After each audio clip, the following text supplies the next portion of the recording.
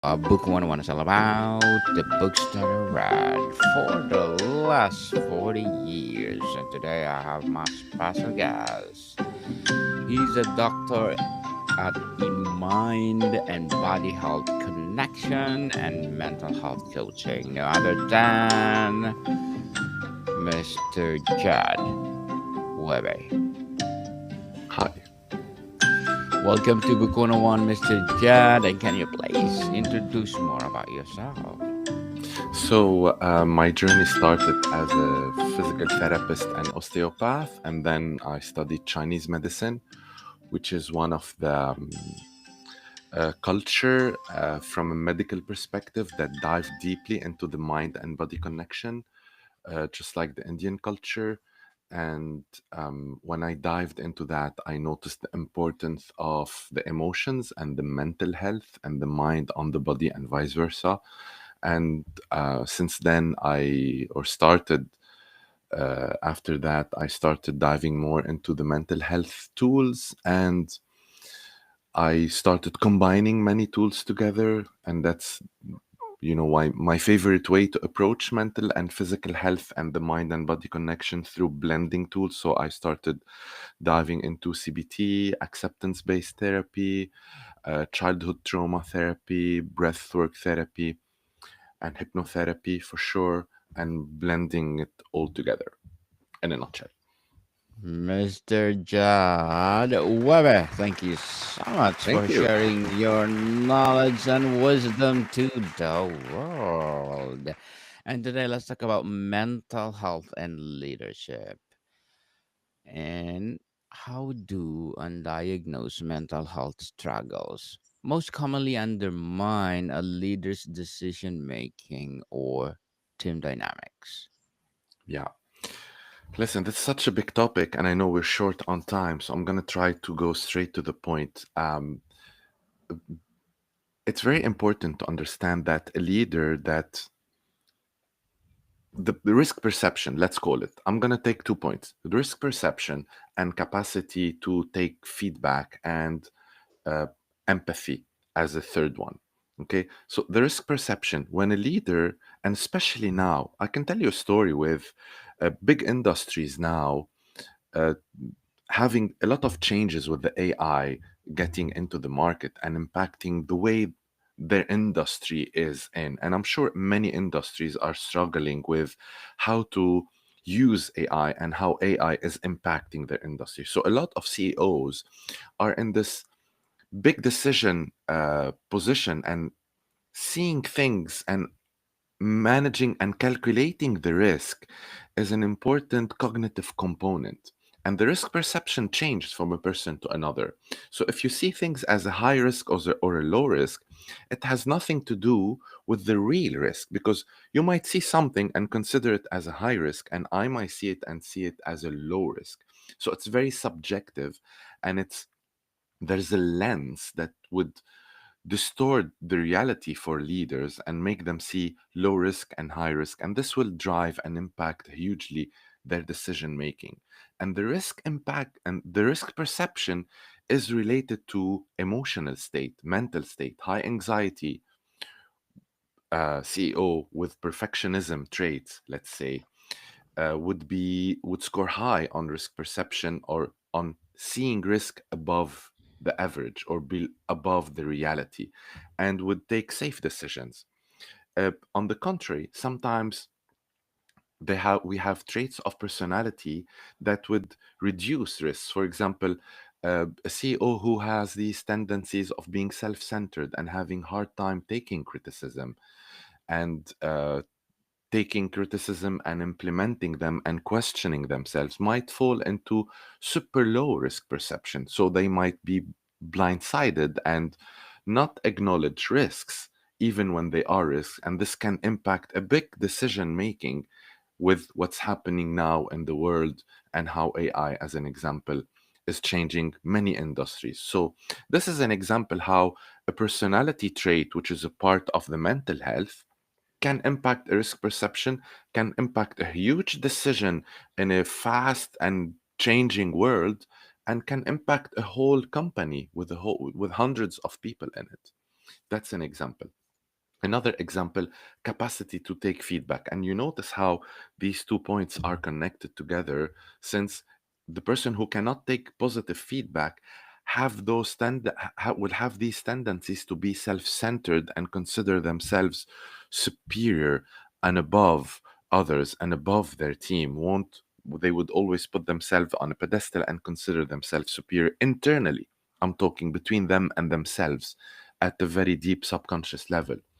So, uh, the capacity to take feedback and to acknowledge feedback and to acknowledge the struggle of the team and listen deeply to their team and acknowledge their feeling, their emotion, their difficulties, what they see, what is their opinion, and their peers also at the same time, would be in a complicated place, because not being able to take positive feedback would first uh, uh, enable a lot of toxic behaviors and dynamic within the team on one hand, and on the other hand might keep some blind spots in the decision making process.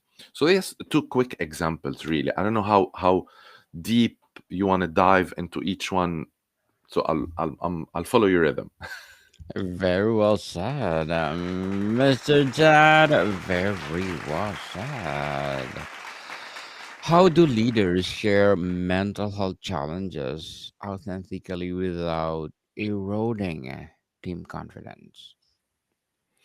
Well, that's such a good question. Listen, there is a symptom that, when you see someone, let's say I see you, and you're talking about your mental health difficulties, and you're doing some self disclosure and talking about your vulnerable state. When I see you do it, me as an external person, I see, whoa, Daniel is really strong and courageous and showing resilience. But when I imagine myself doing it, I think poorly about myself. I think that I'll be projecting a poor image of myself, and that is really says something bad about myself. So when we see others doing and showing, doing self disclosure into vulnerability and talking about vulnerability, which is one of them is the mental state of us, we tend to see it positive. So what I always invite people to do is that when you see someone doing it, you see it positive. You see, oh, this is courageous, this is good, right? So Mhm. why would you treat yourself and consider yourself lesser than others? So that's the first thing to do. Second thing to do, mental health and strength towards success, capacity to succeed. And I doubt any person would be able to disagree with that. There's no way to success without going through failures, right? Hence the famous quotes, I failed my way to success. So we need to do mistakes. We need to fail again and then again and again.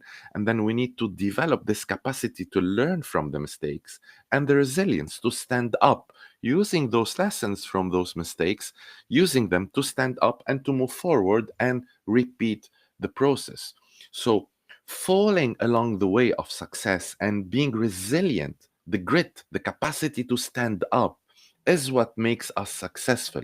It what will make any entrepreneurship or CEO or any executive manager strong, is the resilience. It's not the absence of weakness, but it's the capacity to use weakness positively, to use weakness as room for improvement. Okay, why? But I cannot improve something I don't admit its existence, right? So I cannot say I'm going to improve this if I don't accept that it's a weak thing I have. I want to improve it. So admitting that there is weaknesses, that we are vulnerable, isn't a weakness, it's a strength and it's a must. Just like we accepted failures through our journey, we need to accept that resilience is what makes us really strong. And to be resilient, we need to learn from the mistake. To learn from the mistakes, we need to admit them. We need to accept our weaknesses. And when we do this, when we show vulnerability, and when a leader is capable to show vulnerability, it has this magic effect on the team, because allowing everyone to show vulnerability and to open up, because we all do. We all do have these vulnerable spots in us and weaknesses.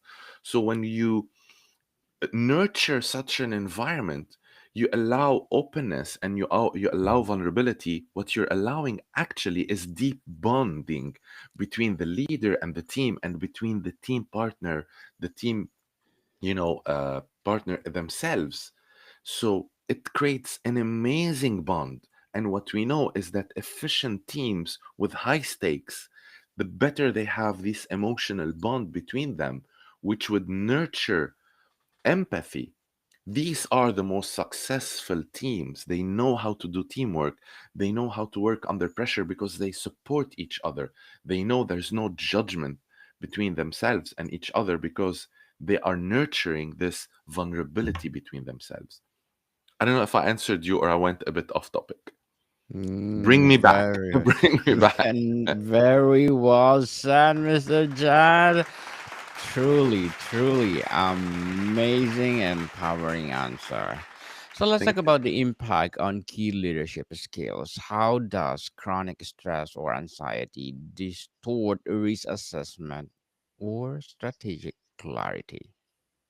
Okay, so first, when a leader is under stress and under pressure, what will happen is that the fight or flight, that famous fight or flight mode, will be triggered, and they would be in an alert mode. When we are in an alert mode, we're only looking for danger and how we can prevent danger.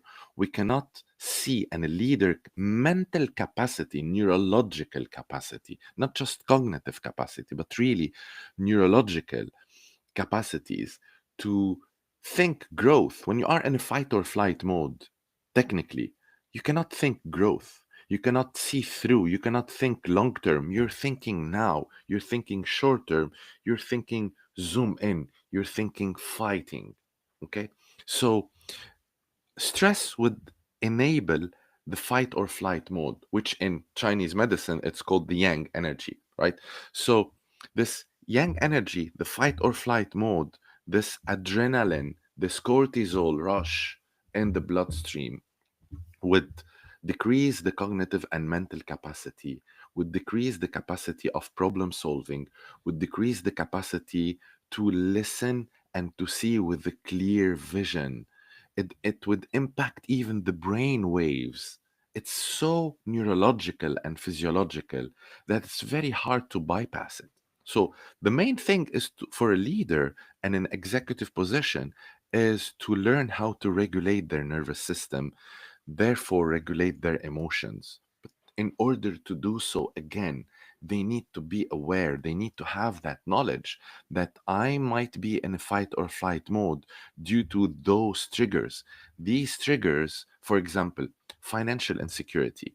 A leader struggling who had traumas in the past with financial insecurity, they might be deeply triggered with critical financial situation of their company, and might be going for quick, safe fight or flight mode, safe decisions without really trying to make the best of out of the situation. Their judgment would be clouded due to their past traumas and history of financial insecurity, and they won't be able to make the best decisions. So they need to realize that concept that they have triggers, they have weak points, their past, their childhood, their traumas, their relationship are all there inside of them, inside their mind, and interact the way they see things and they interact emotionally with things. So they need to learn that first. And sometimes, with some people, that's a hard pill to swallow. They refuse to admit that they have traumas and wounds and weaknesses. But when they do, magic can happen. They can realize, oh, these triggers, I see numbers, and these numbers are triggering my financial insecurity. So and I notice that I'm in a fight or flight mode. The magic happens when they start realizing that. So then they can regulate their emotions. They can use breathing techniques. They can use affirmations. They can use, you can put ChatGPT on and say, okay, I have a trigger and my financial insecurity is being triggered by this situation. Give me tips and tools to regulate my emotions, and you're gonna get the answer. But the chat GPT can't do the analysis for you, cannot help you be aware of that, right? So chat GPT or any AI tool, and I'm all for using it in a smart way, but with knowledge, with self-awareness, right? So once you are aware, it's just about searching for tools and doing 5 minutes breathing, then eventually connecting with a coach, with a therapist to do some, trauma healing. And then it's few weeks and sometimes few months. And you can regulate all these things. Once you regulate that, your decision making process will change. I'll tell you a story. And I know in your podcast, you love storytelling. And I'm going to Yes. tell you a story. A client of mine who works in an industry that is bigly impacted by AI, hugely impacted by AI. And they are on the front of making huge, big decisions that's going to impact the whole, their whole company with around 100, employees. So for her, she was seeing that it's impossible for her to embrace AI tools and to bring on the team AI specialist. It was against her because she comes from a school that these things need to be done this way. It's done A, B, C, and she was so rigid about it.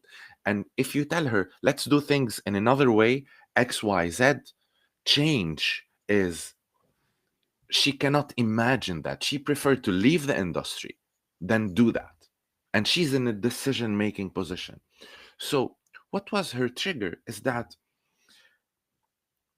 she struggled on the personal life, in the intimate and personal life. And what was happening is that she, her life became about work. She started identifying as who I am. I am this person who works in this. I am what I do. I am my profession. And her identity became her profession. So when everything about you becomes what you do, you become so rigid about it because changing it has become changing yourself.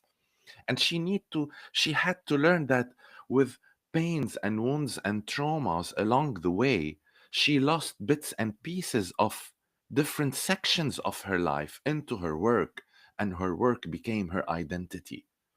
So she learned to zoom out and to see her life through a bigger lens, through a zoom out lens. And she started to say, oh, I'm not just my work. I have other things and I am much bigger than just my work.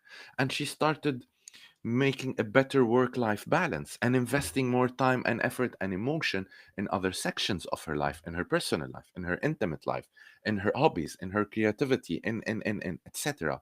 And then the section of work came back to its normal proportion in the big pie of her life, right? So then she was, I can be more flexible now, right? The more we are rigid, the more we feel insecure. So now she felt, okay, I can change that aspect. I can be more flexible now. And she accepted to integrate and implement AI in her company. And 3 months after that, the company was in an amazing position, but she was on the verge to refuse everything and to shut down.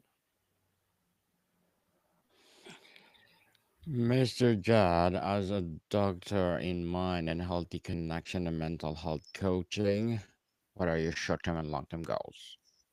Sorry, can you repeat the question? As a body health and mental health coach, what are your short term and long term goals? Me, myself. Yes. Okay, that okay, that was unexpected. Myself. Okay, that's a big question. Didn't expect that one. Listen, I'm an advocate of teaching mental health, and I see the importance of mental health in everything. I worked on myself and my capacity to work on my public speaking skills because I was a shy person originally, and it wasn't very easy for me to enter that world of podcast. And I had to work a lot on myself to train on public speaking and speak in public. I was trained mostly to teach in classes, and I thought it was the same thing, but it wasn't. And was trained to work one on one. And it's not at all the same thing when you speak in public and you know hundreds and millions of people are listening to you. And I remember my first TV interview, I was almost stuttering from fear. And I had to work a lot, and I realized that in every section of each one's life, mental health will impact us. Mental health would impact how we choose our partner, how we communicate in our intimate relationship, how we choose our career, how fast or slow we grow in our career. It's going to impact our social connections, our social circles, which there will impact our career growth and impact on our mental health, and would impact our capacity to meet the partner we're looking for, because now most of meetings are happening online and it's not the same just like it was done long time before. And I always encourage my clients to go and to connect and to grow their social circles, to train their social muscles again, and to meet new people and then meet their partner eventually through social connections, which is a much more authentic and organic way to meet a partner. But mental health limitations and ignorance can hinder this process, and it can hinder so many aspects in our life: the way we parent, the way we talk,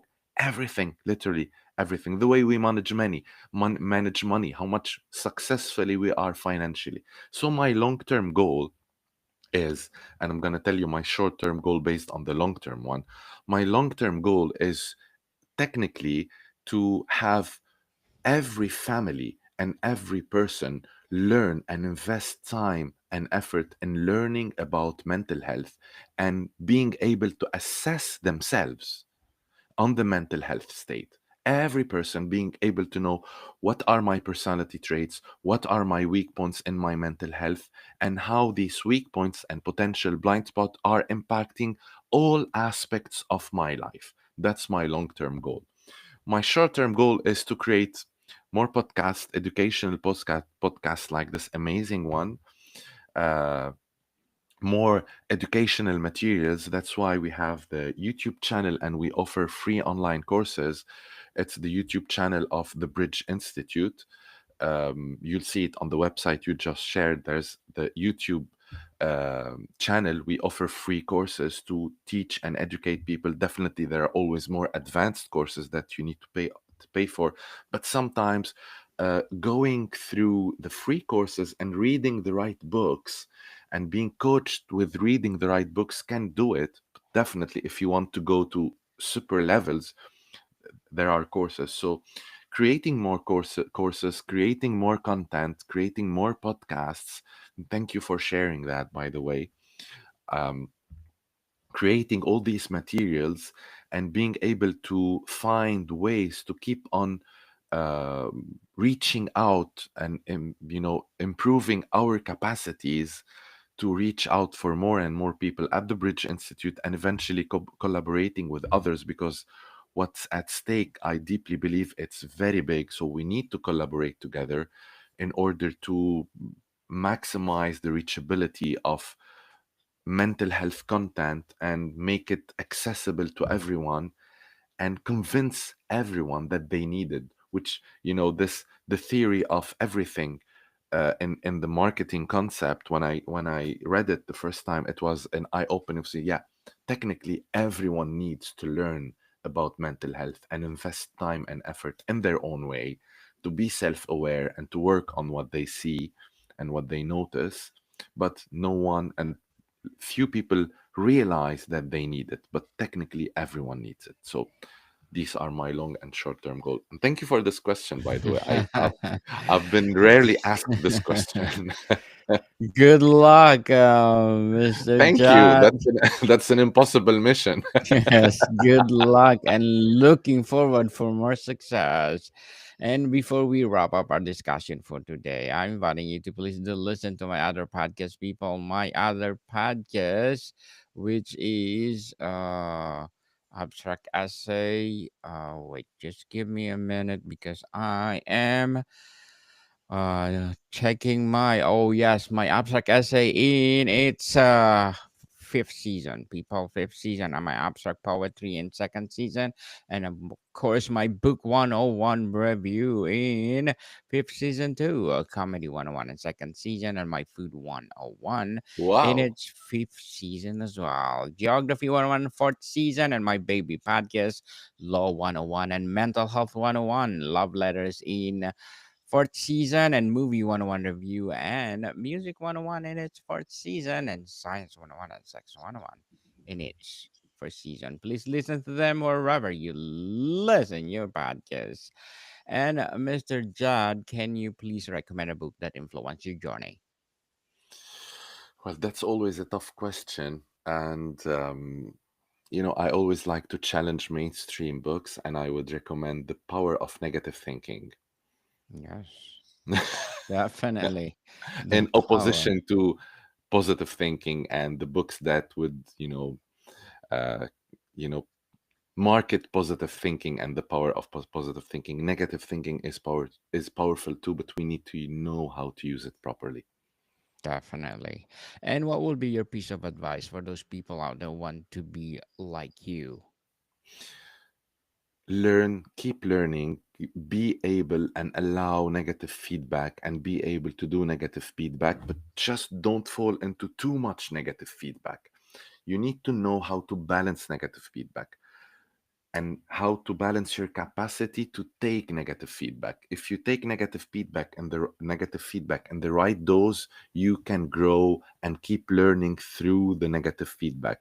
If you refuse to take it, you fall into the blind spot. If you overtake it and take it too personal and feel guilty and blame yourself and think poorly about yourself because of it, it's going to drain you and deplete you. You know how to balance the intake of negative feedback and use it positively. Mr. Jad Wehbe, thank you so much for sharing your knowledge and wisdom to the world. Thank you for And having me as a guest in your amazing podcast and this amazing list of podcasts. I'm amazed of how multi-talented you are. That's really amazing. thank you so much, Mr. Jad. And can you please invite our listeners to support your coaching, your advocacy, or any projects that you're doing right now? Follow our Instagram, The Bridge Institute. Check our website. Check our free materials on YouTube. Join us to spread knowledge about mental health and the importance of it. Yes, people, I support Mr. Jad Webber because if you support him, more and more and more empowering courses to come for sure, more and more empowering advocacy for sure to come, and of course, more and more empowering coaching to come. So, Mr. Chad, thank you so much for your time. Thank you. Thank you. Really. More to come, people. See you soon.